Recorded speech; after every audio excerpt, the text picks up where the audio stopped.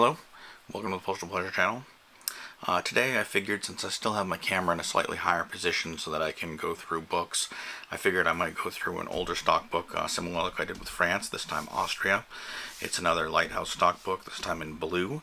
A 32 page, or actually I call it a 16 page with 32 face, with glassine interleaves. Again, I prefer the clear plastic interleaves a little bit more, but sometimes I buy them to be cost effective. I'm not really filling this any longer. In fact, at some point I'll probably take the stamps out of here and get them all into here. This is as you've seen before in other videos if you've watched them, my stock cards, so 1 or 2 cards in a long box in Scott catalog order in this case. So I actually snuck a couple that I haven't attributed yet, some of the early ones in the front of the box, because I know they'll go in this rough location. But then, I guess the first one I have attributed is a Scott number 9, with a catalog value of $1.75. Following that, just to show a couple of the early ones, we have a Scott number 24. And then we jump up to a Scott, let's see, 43. Followed by a Scott 51. 52, 53, and so on. It gets to be a little more common. I don't have a very complete Austrian collection.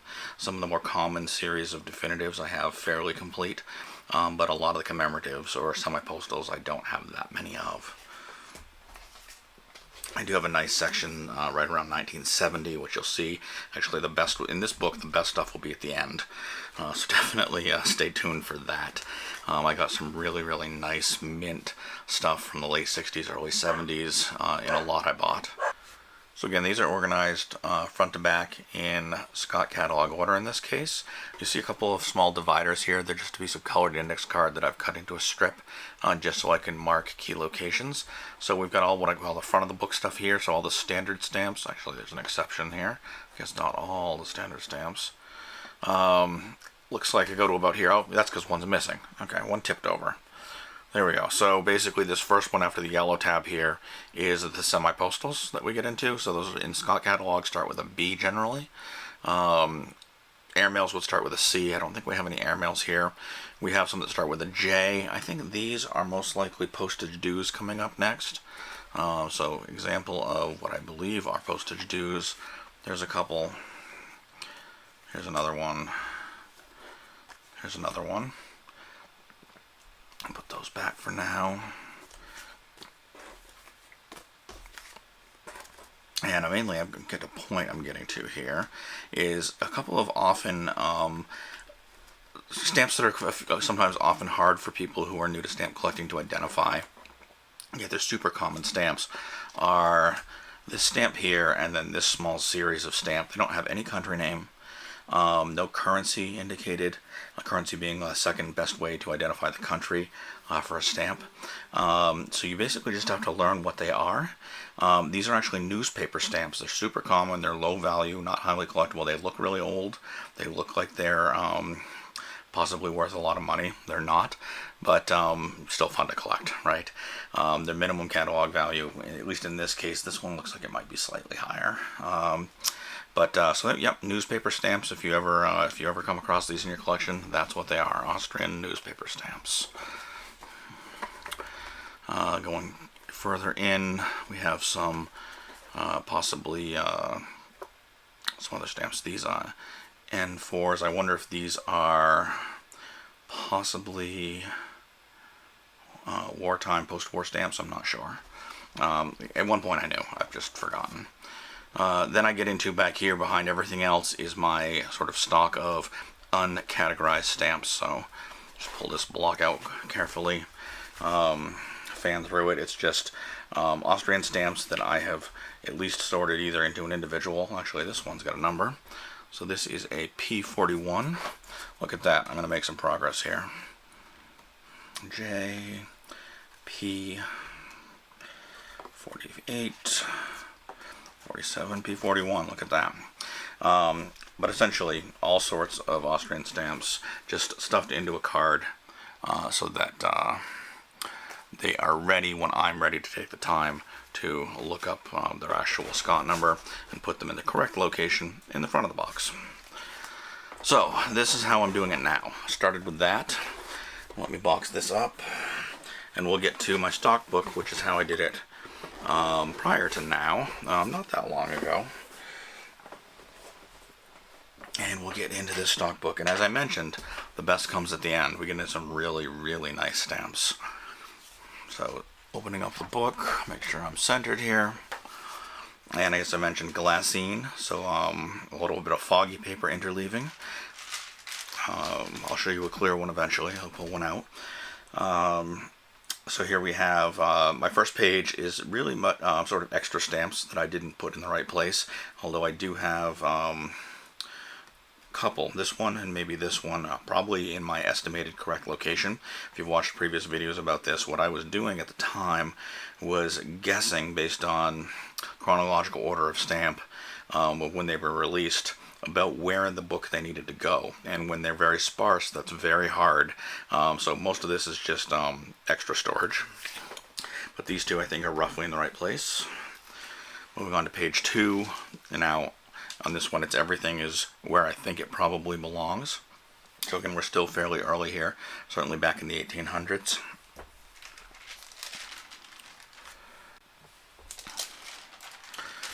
Moving forward a little bit, this series is fairly interesting. There's a couple pages of them. There's duplicate images on different issues, some of which have what they call a varnish bar, and I don't know if you'll see it here, but this one's a good example. It's very, very faint. Sometimes you have to hold them in the light to get them just right. I tried pulling it up here, but I think it's going to go out of focus. But there are two. First, I'm going to start down here. There are two diagonal bars which just look a little bit yellowed. One right there and one right there. They're parallel to each other, but diagonal to the stamp roughly. I'm going to try to come up, but I don't have autofocus on, so at some point it's going to go out of focus, and I won't know. So I'm just going to go probably way beyond focus and back out, and hopefully you could see those slightly stained yellow strips. And those were a security feature of the stamp that they did for a few years. So you can research Austrian varnish bars on stamps if you're interested in knowing more. Hopefully it was somewhat seeable in the camera. So going a little bit forward, I think we're probably into the teens here. Yeah, 1910, if I had to guess. I honestly haven't looked at Austrian stamps in months or more, so it's been a while. Here we have some more of those newspaper stamps. When I was doing it in this book, I wasn't doing it by Scott catalog number. I was doing it chronologically. So here's more of the series of newspaper stamps. We showed the 2 earlier. Now we have the 6, the 10, and the 20.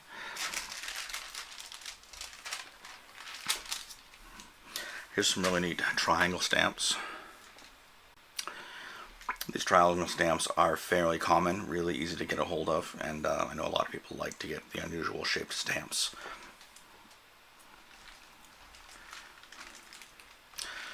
Here we have some German Austria overprints, so Deutsch Ostrich, if I'm pronouncing that correct. I'm sure I'm butchering it. So wartime occupation of Austria by Germany.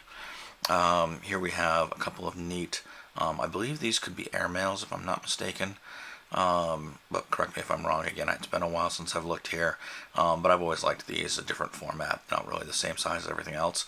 I'm just noticing this wonderful violet cancel right now. I mean, I've seen it before, but I actually didn't flip through this book right before doing this video, so all these are, refreshing my memory as we go. I haven't looked at them, as I said, in months, if not longer. So a couple of those same stamps I was pointing out on the other page, but again with the German Austria overprint. This series here of post horns and I'm not sure the design name here with a person kneeling, looks like maybe planting seeds or something like that. And these are really, really common in mint as well for the most part, so easy to get a hold of. There are also some of them, I believe, you'll get in imperforate. Here's a few of the imperforates here. Talking about imperforates, here's another series that's really, really common. In fact, you can see quite good condition imperforates, and then some that are in fairly good condition on the fact that they're stained. Although that one does have a staple hole through it, but we'll look beyond that. Probably, I haven't looked up values or whatnot, but I suspect they are more valuable when used than when not used. But I could be wrong there. I forget what this overprint means. We're into the 1920s now. But some really nice Austrian eagles and whatnot. Again, post horns. And here's another design. These are actually another set that's very, very common. That if you're collecting Austrian stamps or looking to, you'll probably come across quite a few. And not too expensive to get a hold of. Then from here on out, aside from a few series, they'll get a little less common. Some of the definitives below are very, very common. These are really, really neat. I like these, especially in the high denominations. So, and here's one of those fairly common series. As you can see, I have quite a few multiples here. There's a lot more in the box I showed you first. I'm sure there's some additional values that I don't have here, but again, this was more of an introductory stock book that I was putting together. And a few more things. This series is fairly common as well, with some buildings and landscapes. Here's a smaller version of that series I just mentioned. Hopefully this is staying in focus well enough. A few more different definitives there.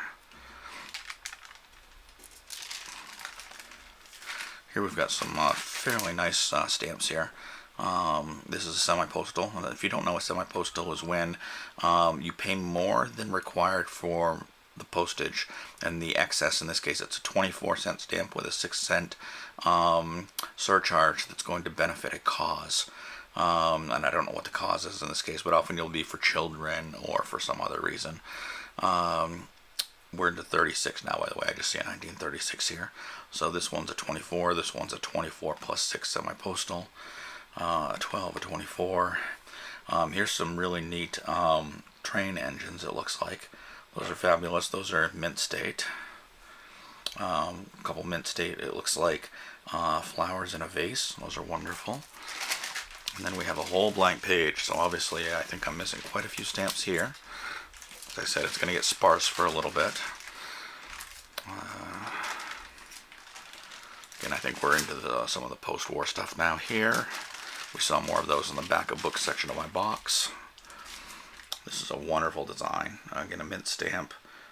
We have a hammer and sickle with the Austrian eagle. And it's a broken chain. So I wonder if possibly breaking away from Russia when I see hammer and sickle and a broken chain. I'm not sure what that represents. Be interesting to look up. I mean, you could spend days researching a single stamp if you really wanted to. So this is one of the really prolific series. If you're collecting Austrian stamps, you're gonna run into these everywhere. So fairly available in all denominations as far as I know. I think a lot of the attention for Austrian stamps is focused on the semi-postals. They seem to be an area that a lot of people like and sometimes have a little bit more value. Single stamp on that page. And then we get into another one of the series which is really common here. I believe similar to what we're seeing here in colors and designs, but then we've got just the orangish red and the purple. And there's more stamps in that group that I don't have on this page. But again, you get away from the definitives, you get into some really spectacular artwork here. A few semi-postals down here, 20 plus 10, 30 plus 10, 40 plus 20. And here's another super common series. These, I would call them traditional women's costumes or outfits. And this is a fairly big series, again, much more than I have here. I think I probably have all of them, if not close to all of them, in the other box. In fact, some of these I have hundreds of. Another set of semi-postals across the top in mint condition, beautiful stamps.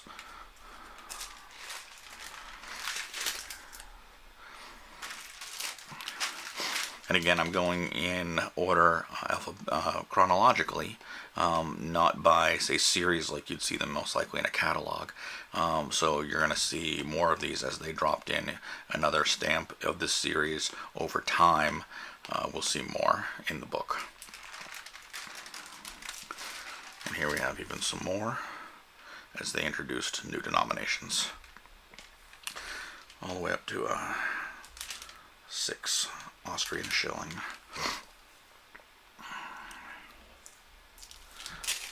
Just one on this page with a Vertrag 1955 overprint.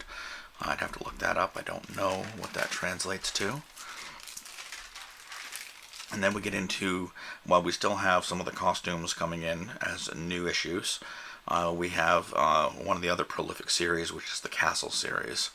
There's tons of these as well. Very easy to get a hold of most of them. The Castle series continues over time. A few more separate stamps. Again, I'm missing more than I have here, but it gives me plenty to collect for the rest of my life. And some more of the Castle series. Great cancel on that one. Nicely centered. And here I said the best comes at the end of the book. So pretty much most of these are going to be mint from here. A lot of semi-postals. I guess this top row does not look like semi-postals, the top two. But what a beautiful series there of city landscapes. And then we have a bunch of semi-postals here. These two are not. Let's see, these three, this series of 3 here, semi-postals. These look like gymnasts, 2 different gymnast stamps.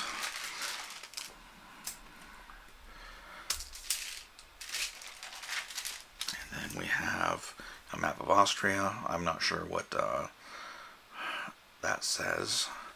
A nice puppy. Some more wonderful stamps, really more interesting designs. Austria really has some great designs. And then the last page is loaded.